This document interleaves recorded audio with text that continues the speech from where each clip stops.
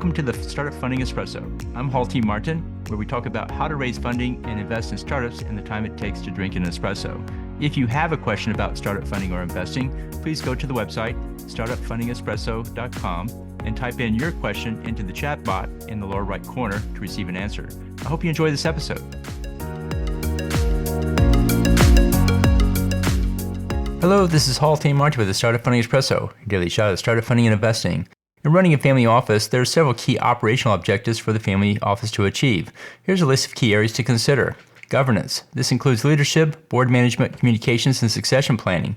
The leadership should continuously improve the operational efficiency of the family office. Cost structure. The cost structure should be no more than 1% of the assets under management.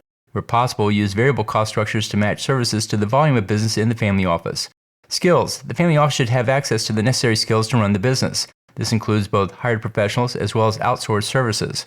Technology. The operations need basic IT infrastructure with email, data storage, and communications such as mobile phones, video conferencing, and more.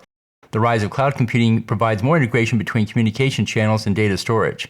Risk management. Operation needs to take into consideration risks from cyber hacking, identity theft, phishing attacks, and more. Fraud prevention is another aspect of risk management. Consider these areas for setting operational goals for the family office to achieve. Thank you for joining us for the Startup Funding Espresso, where we help startups and investors connect for funding. Let's go start listening to today. Hall T. Martin is the director of Investor Connect, which is a 501c3 nonprofit dedicated to the education of investors for early stage funding. All opinions expressed by Hall and podcast guests are solely their own opinions and do not reflect the opinion of Investor Connect. This podcast is for informational purposes only and should not be relied upon as a basis for investment decisions.